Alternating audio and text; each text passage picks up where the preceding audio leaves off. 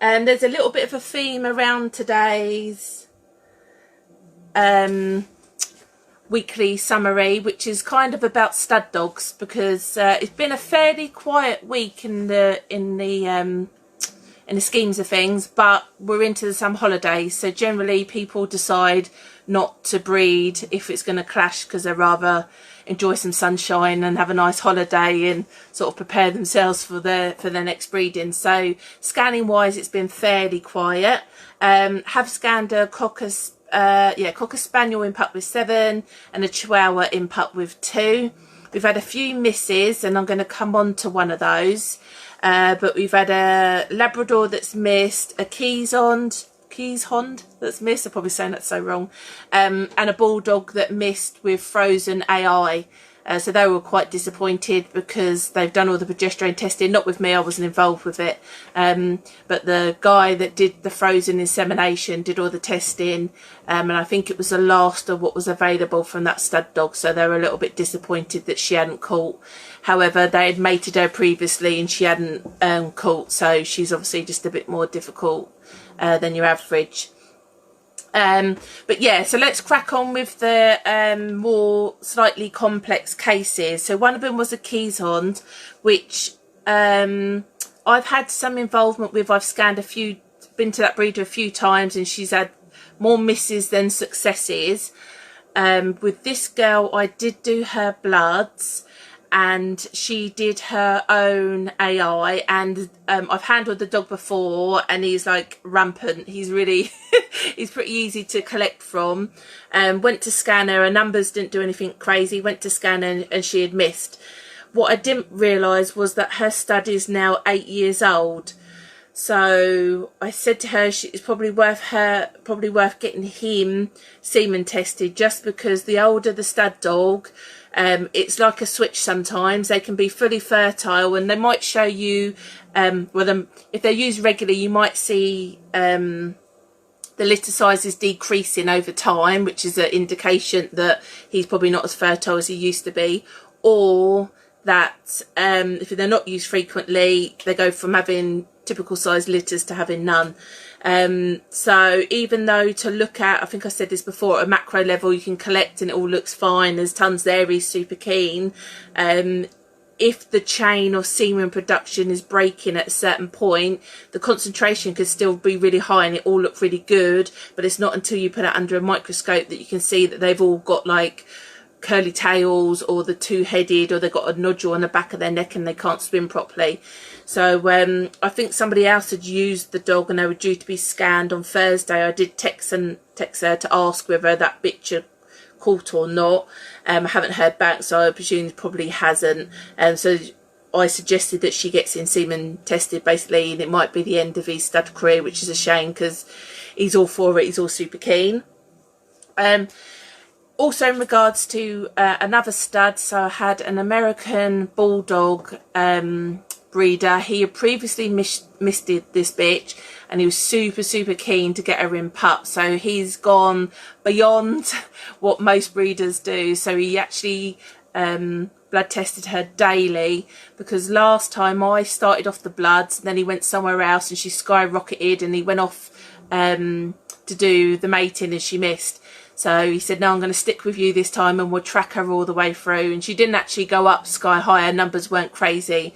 So sometimes if you're comparing two different, really when you're blood testing, you need to have consistency of sticking with the same machine, because they're all slightly different. So the numbers are the numbers. For one machine, 6 could be ovulation, for another machine 7 could be ovulation, so there shouldn't be huge differences, but basically the people that are running the bloods get to know what their machine does, and obviously they know the results of how successful they are or not.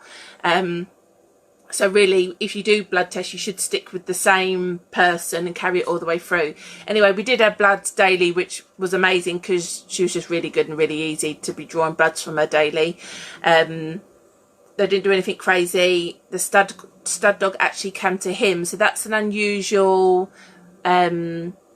offering really. Typically, going back to historically, the bitch would always travel to the stud dog because the stud dog is comfortable in their own surroundings, and mate, you know, just being comfortable to conduct a mating basically. Because we're AI-ing more nowadays, which is acceptable, you don't need, like, the stud really doesn't need as much confidence to be where he is really. So I see some studs are travelling. Personally, I'd always just assume that the bitch is travelling to the dog unless there's a reason that that bitch can't travel. But then you have other options such as chilled and that kind of stuff. But yeah, the stud dog actually come down from Liverpool, so it's like crazy. I think it was, how many miles? Over 280 miles each way. I handled him. Obviously, I've never met him before. He's a lovely boy, really lovely boy anyway. So now we've just got everything crossed, and what the breeder decided to do was actually we AI'd her on ovulation, so we know it was early, but we knew that we've got some stuff in there. We did a chilled and we did an AI the next day, and then the stud actually travelled back down 2 days later, so that's technically when she should have been in her optimal, and we did an AI then as well. We sperm checked him, you know, mobile sperm check was fine, stuff's amazing, concentration was unbelievable. So we now have everything super crossed that bitch catches, so obviously I'll update you on that, but there's no reason to assume she won't, so we just keep everything crossed. But the breeder can do no more. Like, he literally blood tested, he's found a really fertile dog. We've done sort of raw dog to dog AI, we've done chilled AI, you know, he can do no more basically, so we've just got everything crossed.